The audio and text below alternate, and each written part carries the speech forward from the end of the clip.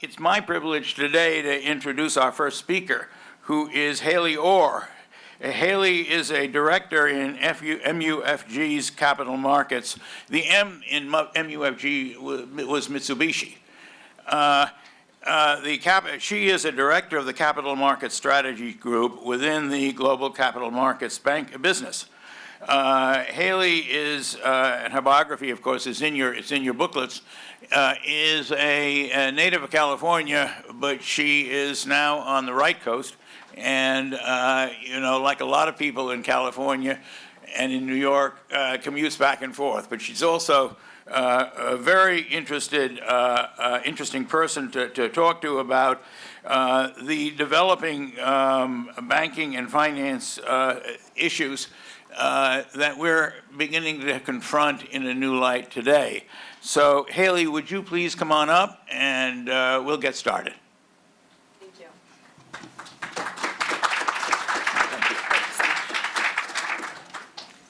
Good morning, everybody. It's a pleasure to be with you today. My name, as you just heard, is Hailey Orr. I'm a capital market strategist with MUFG. What that means is that I am not an economist. Thankfully, I do not make forecasts for the bank. That would be very hard to have stuck to last year and in the year to come.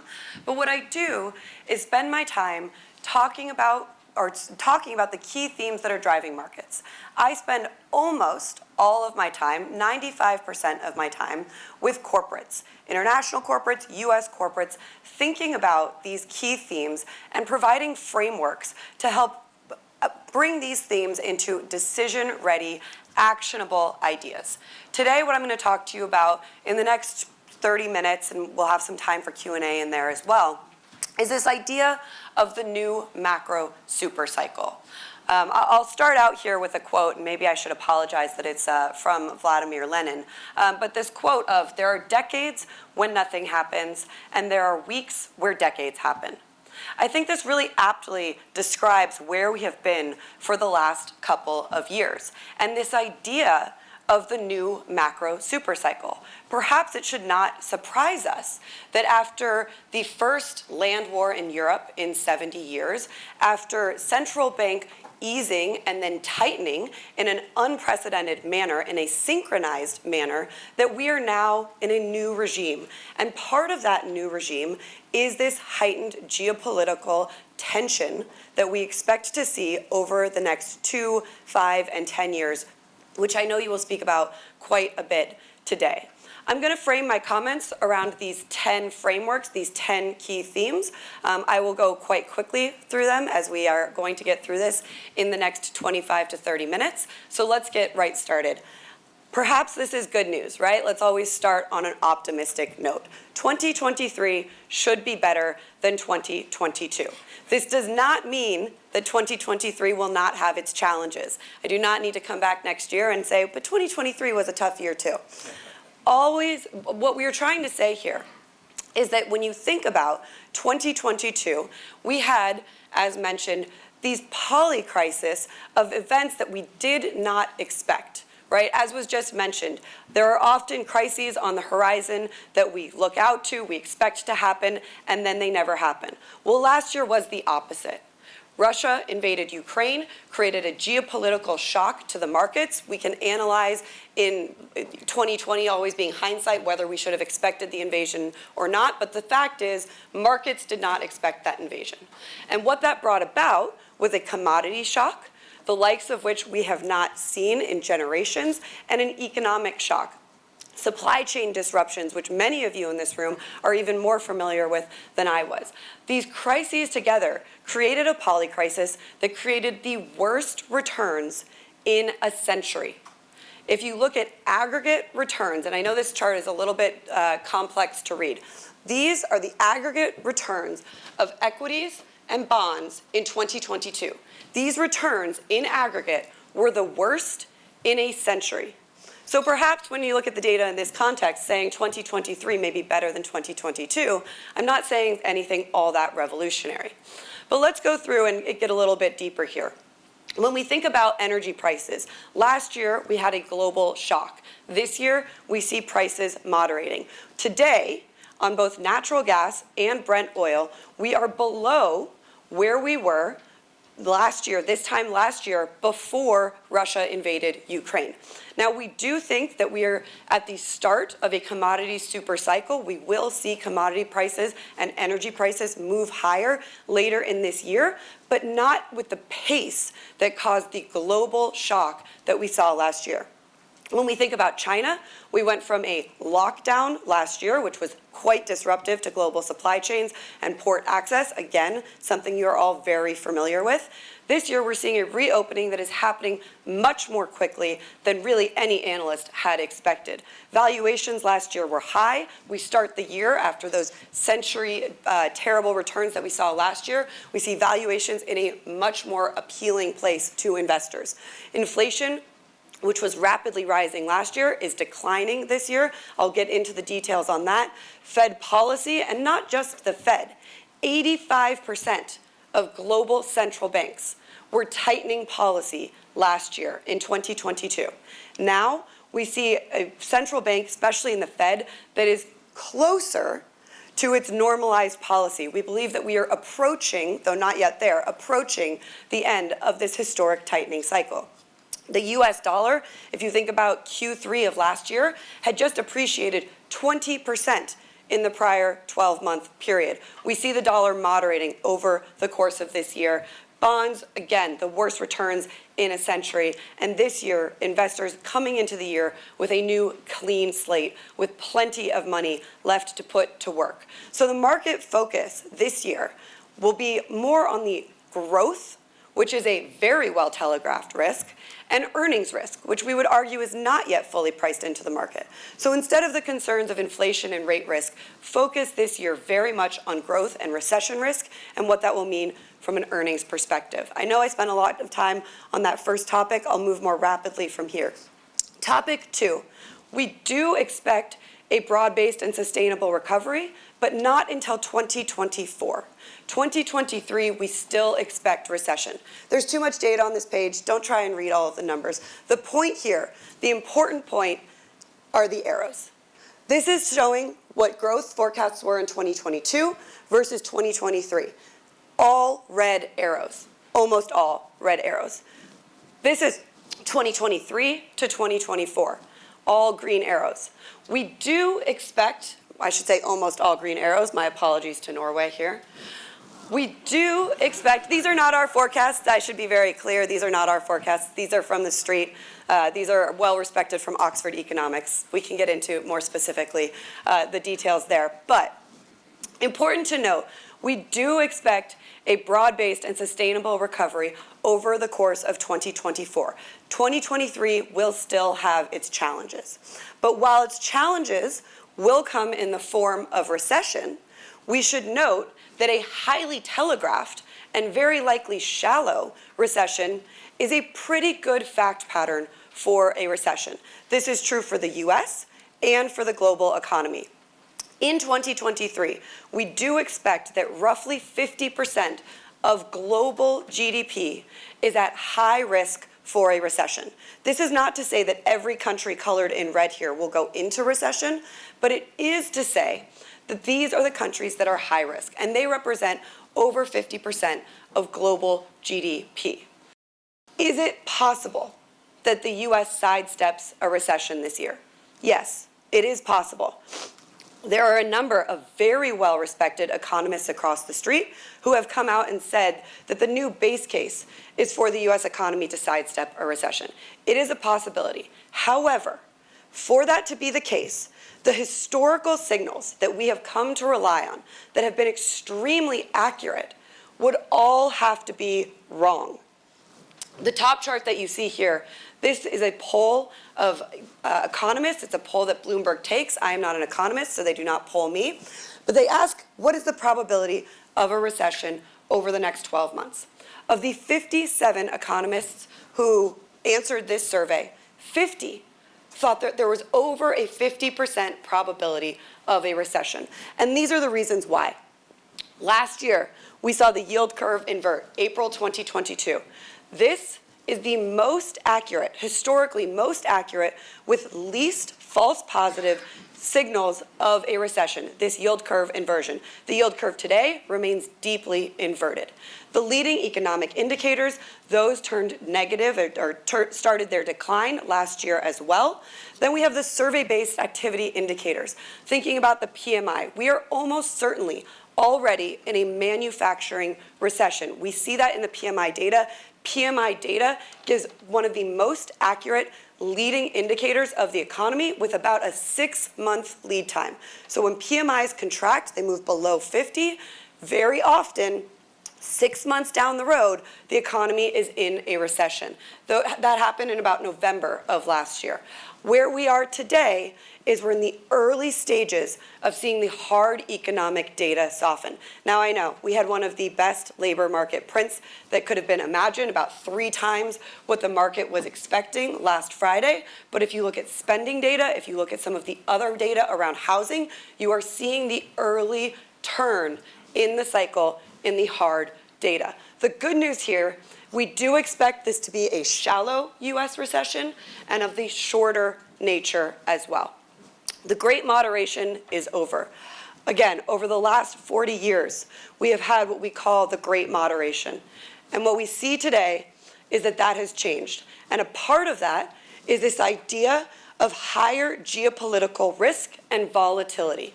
What you see in red here is the pandemic era. This is a measure of geopolitical stress and strain throughout the global economy. This was rising even before the pandemic, right? In here, we're very familiar what was happening with the tariffs between the US and China. Very high in this pandemic period. We do expect this to continue and to be one of the key themes for the decade to come. And I know that you will get into some of the details of that throughout the course of the day today. The next major theme within the Great Moderation is this idea of central banks moving from quantitative easing to quantitative tightening. The big 4 central banks, the Bank of China, the Bank of Japan, the ECB, and the Fed, the big 4 central banks added $30 trillion worth of liquidity in 15 years. $30 trillion worth of liquidity. And in that time, they could not get inflation high enough to reach their targets. Well, today, we are in the exact opposite market, the exact opposite dynamic. It is our expectation that these 4 central banks will tighten their balance sheet, that their balance sheets will decline by about $4 trillion this year. That's a 16% decline over the course of 2023. This will have effects that we do not yet fully understand. This is the first time that central banks are undergoing such a synchronized tightening from the balance sheet perspective. And this will have unintended consequences that we do not yet fully understand. One of the consequences that we do understand pretty well is that we are in a regime change for rates. Now, before anybody panics, we do not expect rates to go back up to these levels that you see in 1980 or even 1990. But we do not expect to return to the interest rates that we saw in the post-GFC period, where global central banks were holding rates at 0% or negative interest rates. We do expect that we'll see this spike back up, and that while we can go a little bit lower from here, something in that 2 to 3% range, something that actually tracks with inflation, is much more likely. Finally, we do think that we are in the early stages of a commodity supercycle. I know that's good news for some of you in the room, less good news for others of you in the room. We think that in Q1, we can continue to have some of the volatility that we have seen in energy prices, some of the lows that we have seen in energy prices. Energy prices today trading very much off of this idea of global recession and demand weakness. However, as we move into the back half of the year, as the market starts to expect the global recovery that we are expecting to see in 2024, we are going to return to the structurally tight supply market that is driving commodity prices higher, and we are just in the early innings of what could be a decade-long super cycle in commodities. We do expect more rigorous investor scrutiny, and differentiation. I'll move quickly through these market themes here. But if you look at the growth, the absolute growth in the investment grade market from 2005 to 2022, $12.7 trillion of non-financial corporate debt. 50% of the investment grade market now in the BBB rated index, that lowest IG tier of the market. When you look back historically, in 2021, with the stimulus programs that were in the market, we saw a remarkable tightening of spreads between the investment grade space and the high yield space. In 2022, we saw this flight to quality where high yield suffered more than investment grade. You saw the differentiation between the two.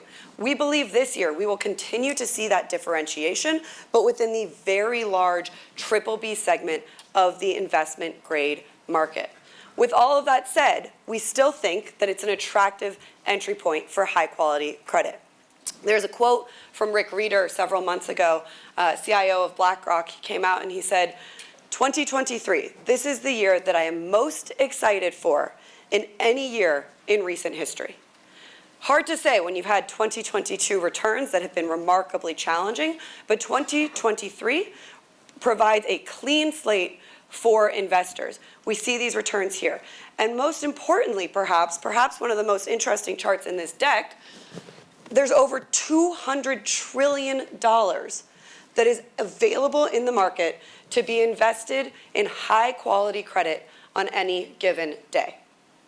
Now, we say this every year. Anybody in here who's ever had a meeting with an investment banker or a DCM banker has heard this before. It's important to pre-fund. I'll say it anyways.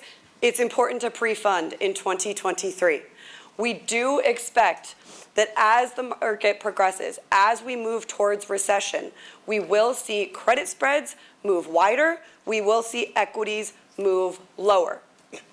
If you look back at the 18 recessions, going back to the 1920s, only one time have credit spreads peaked before the recession. That was in 1945. I think we can all agree that there were some other things happening in 1945 that may have skewed the data a bit.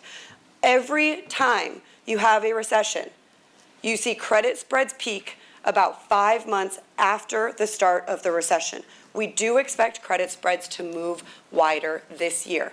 In the US, historically, the threshold for recession in investment grade credit is around 250 basis points. We do think that this year we'll stay within that band. We think the band could be somewhere between 115 and 200 basis points. Same thing in high yield. The band or the threshold level is around 800 basis points, and in high yield we could see spreads start to test that later this year. Again, same data, same holds true for the equity market. We have seen this bear market rally over the course of January. We do think that there could be legs to that in the near term, but overall, we do expect equities to move lower this year. And part of that is what I mentioned at the outset, which is the downward earnings revisions that we do expect over the course of this year. And we do not believe that these have been fully priced in to the market as of yet. This year, and perhaps this is very good news for many of you in the audience, particularly anybody who sits around on a Fed day analyzing whether Chair Powell is leaning on his left or leaning on his right, whether he seems optimistic that day, whether he had enough coffee that day. The Fed may matter less in 2023. This does not mean the Fed does not matter in 2023, but it may matter less. As the market starts to focus on earnings risk, as the market starts to focus on recession risk, this idea of will the Fed get to 5, 5.25, 5.5, that will matter less. What will matter more is what the Fed does after that. This is one of the key reasons. We all know that monetary policy acts with a lag on the economy, roughly 12 to 18 months. This is what we saw immediately when the tightening cycle started. US rates took the first impact. We saw the yield curve inversion. We saw the US dollar appreciate 20% through Q3 of last year. We've seen equity markets correct. We are now, what we would say, in this sort of rate-sensitive sector where we're starting to see housing and auto sectors take the hit, where loan prices are higher, where it's more challenging to get financing in this area. What we will see next is the impact on labor markets. We certainly have not seen that quite yet, although there are early indicators of challenges in the labor market, though we had one of the most robust prints possible on Friday. And then consumer spending. In November and December, we saw consecutive months of contraction, 1% contraction in November, another 1.1% contraction in December in the retail sales data. We are seeing very early signs of contraction in the consumer. The good news here is that even though we do expect to see some movement in the labor market and on the consumer spending side, we do expect household balance sheets to remain relatively resilient in this recession relative to others. That is one of the reasons we expect a more shallow and short recession relative to history. Look at how the market has repriced Fed funds. This is just from yesterday. You see the peak of Fed funds at 5.13%. That is the market expectation. If you looked at this exact same line on August 1st, the peak was at 396. And as I say here, perhaps what's less important than whether this is at 5.13 or 5.5 or 5.25 or 5. Perhaps what is more important is where the Fed goes from there. The market is forecasting Fed cuts this year. That is not our expectation. We expect the Fed to get to its peak level, perhaps in June, perhaps in July, and stay there. It will stay at its elevated level for as long as possible. The Fed has been very clear up until this point. Chair Powell has been very clear that he expects to hold rates higher for longer as the best way to make sure we do not have a repeat of the 1970s and another wave of inflation into the economy. This is not the 1970s. Once again, a little bit of good news here. We do not expect the resurgence of inflation that we saw in the 1970s. We expect that the peak of inflation that we saw last year, around 12% from a global perspective, around 9% in the US, we do believe that that was the peak. But the narrative is going to be different this year, and it is going to be important. Rather than peak inflation, we're going to be talking about the bifurcation of sticky inflation in services versus the less sticky and rapidly falling inflation in goods. Goods inflation is plummeting. Goods inflation is down to 2%, but we do see services inflation as sticky, and we expect that to persist through the course of the year. Now, many of you know this data far better than I do. This is the New York's Global Supply Chain Pressure Index. It looks at 27 different metrics across different countries around the world, and it measures supply chain stress. This has fallen 80% since its peak. It is not yet at pre-COVID levels. It is possible that we do not get to pre-COVID levels once again, or if we do, that it takes several years. But this fall, this 80% decline, is one of the reasons we've seen goods inflation plummet. The labor market and the structural challenges in the labor market is one of the reasons that we expect services inflation to remain sticky. This is a measure from the Fed of sticky inflation. It's at 6.7% today. We do not expect it to stay that high, but important to understand some of these structural challenges that are causing this sticky inflation. We have structural labor market shortages causing higher wages. We do not see an earnings price spiral like we have seen in the past, but we do see the challenges persisting. We have undersupplied housing markets. We have an energy transition that, again, I am not making a value judgment on good versus bad in ESG whatsoever. That is a very important theme of today as well. I understand that. But the energy transition is an inflationary force. We have this deglobalization. I prefer the term fragmented globalization rather than deglobalization. But all of these factors are inflationary, and they will be challenges from a structural perspective going forward. So you see here the unemployment rate at a 53-year low, well below the natural rate of unemployment. And this speaks to the structural shortfalls that we see in the labor markets. Some of these challenges in the labor markets were more COVID related. We've seen those dissipate. The COVID fears, the COVID behavioral changes, the elevated consumer savings. What we are dealing with now are the structural issues. Low immigration, mismatches between job skills and the necessary skill sets, aging demographics, the acceleration of retirements that we saw during COVID. Those are structural factors that will persist. So in summary, let me wrap it up here. We do expect a recession this year in the global economy. We expect them to be rolling recessions throughout different economies, throughout different periods of time. Ironically, the EU actually doing much better than many had expected, and actually in some ways outpacing the US. We do see some bright spots in the global economy. China reopening more quickly. It will be challenged in the first half of the year. We look at it sort of as a spring that has been coiled tight. When the second half of the year comes, look for very fast acceleration. Along those lines, though, while we see these bright spots, we do still have challenges. Inflation will come down. It will come down more quickly than many people expect. But we will have the challenges of sticky inflation in the services industry. We do expect to see downward revisions to earnings.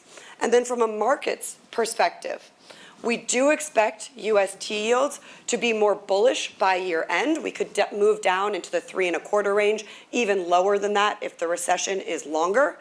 But expect some bearish moves in the near term.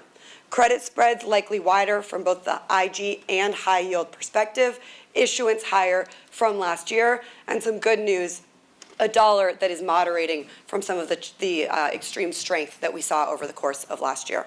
With that, in the last 5 minutes, I'll open it up to questions.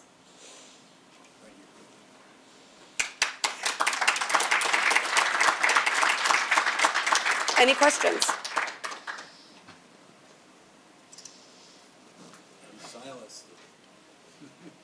We have answered all the economic questions that there were. Okay. Well, I appreciate it very much. Oh, there's one in the back, sorry. Why do you think that markets are pricing Fed rates lower than sort of sustained, over 5? Yeah.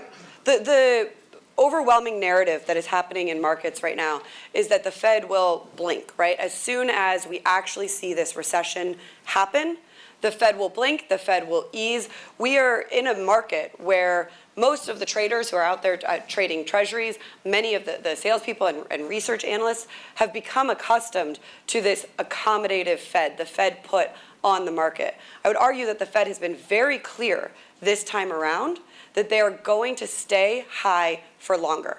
And they are willing to risk this sort of shallow economic recession. While, of course, they prefer a soft landing, they're willing to risk this shallow recession to make sure that we stamp out inflation and that we don't have the same challenges that we had in the past. So it's very much a psychological dynamic of what we've seen over the past several decades from the Fed and the support that they've provided to markets. But in reality, we think the Fed has been very clear about their expectations this year. The successor to LIBOR is SOFR. Yes. Has increased. We can't, this is being taped. Would you, we don't have a microphone. I'll repeat the question. Right, has increased, and it's increased the price of shipping debt. Successor to LIBOR has increased, and increasing the price of shipping debt. Where do you see that trending? In SOFR? Yeah. This is not something that we forecast specifically. I think we do still see those rates moving higher along with other rates in the market. But unfortunately, I can't speak specifically to what that will mean for the shipping industry. I saw that we have this Japanese economy relatively resilient. Where reports say that Japanese economy increasing the rates in Yeah. Japan. Yeah. One of the key risks. Yeah. So what do you think about that? I would say that there's two factors here. The question was about the Japanese economy. We write relative resilience here. You do have the risk of the yield curve control, that band that was widened in December, that widening once again and having rates move higher there and the implications that would have for the economy. When we think about relative resilience, we think about it relative to last year. And we think about the challenges that Japan had with their terms of trade and particularly with their energy imports. Japan imports the vast majority, close to 90% of its energy. And so while we do see energy prices that are moving higher over the course of the year, they won't have that same shock that they had last year. And so the terms of trade will be more beneficial to Japan's economy this year. One last question. I think we have just 2 minutes left. Now, before we hear from my friend in the back, could you get a microphone in front of you? Because the man standing directly behind you is taping this whole thing, and we would like you to be picked up. Thank you. So you talked about unintended consequences of qualitative tightening. Yes. What could those be? Just speculative from your side. Yeah, again, this is, as we say, this is the great unknown, right? We launched into these quantitative easing programs not quite knowing what it would be like when we unwind them. I think it's certainly possible that we see volatility in both the mortgage and the U.S. Treasury markets. As we start to unwind these programs, we could see some challenges around liquidity. Unfortunately, we just don't know exactly what those will look like. I will say this is something that the Fed is analyzing live and in real time, and trying to sort of mitigate that as best as possible. It is quite challenging, though, when you launch into a global quantitative tightening program at the same time that you have global growth decelerating and at the same time that you still have inflation risks in there. It's a very complex cocktail that most central bankers were not expecting at the time that they launched these programs. So I believe I have now reached my time, and I will thank you all so much for having me here this morning. Let's give a round of applause to Hailey. Thank you, Hailey. Thank you very much.